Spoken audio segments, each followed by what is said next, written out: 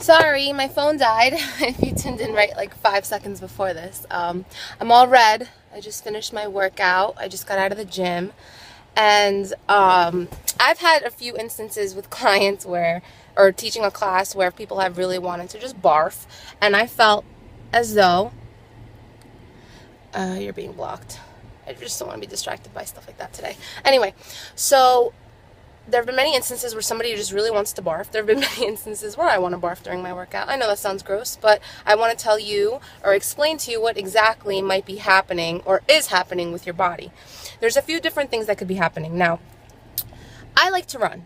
So I remember when I first started running, within like those first few minutes, I just couldn't breathe. I felt like I was gasping for air. I felt as though this is not something that I could do for a small or large amount of time. But as I became a trainer and a coach and I started learning a little bit more about your body, I realized, and some people don't know this, I would say if you're a runner or if you want to get into running, no, I don't smoke. That's not why. I don't smoke. But that could be a reason if you do smoke. However, when you first start running, you need to remember that your heart rate is at a steady level. So when you start running, your heart rate is beginning to elevate.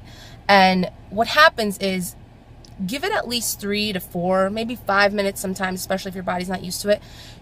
Give your body like those couple of minutes before you just call it quits. Because what's happening is your heart rate is elevating, so you want to start catching your breath.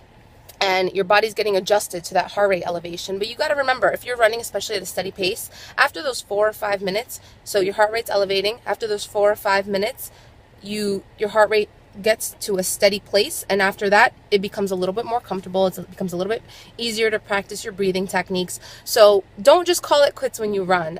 That's one of the cardio exercises that I believe is best for you, and it could be one of the exercises that also makes you feel a little nauseous, a little short of breath. I know with HIIT interval training, high intensity interval training, I've come across many people, including myself, that just want to barf. And if I put BAF, what I meant was barf. Somebody just asked me that.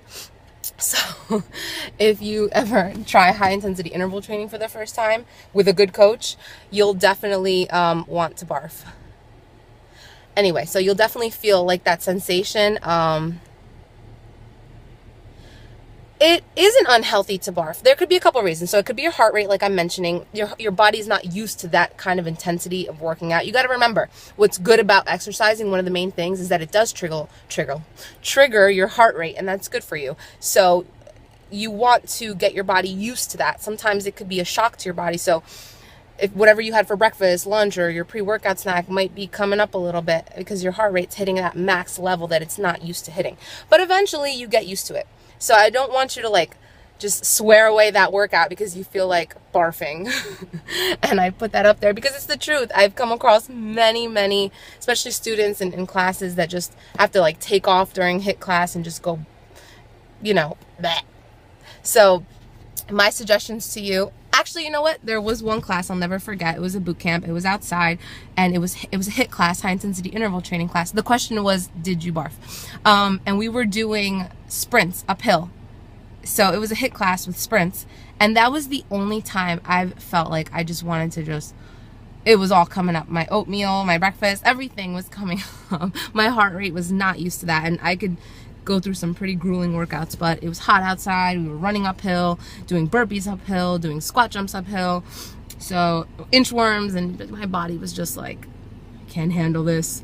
But my body got used to it.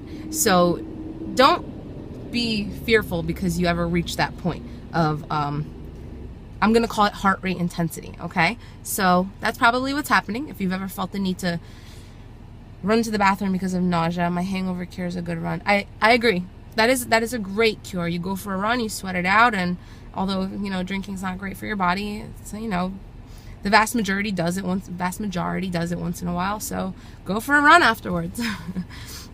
But that's what's happening. So I suggest make sure you eat at least 2 hours before your workout.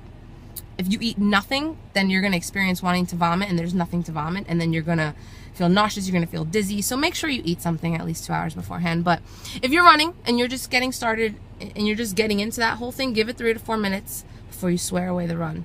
I've told quite a few people that piece of advice that was told to me by a running coach, and it was true. after a couple minutes, my heart rate elevated and it got to that steady pace, and I was comfortable and I was better able to breathe, and I was better able to have a higher endurance during my run. So go work out today if you haven't.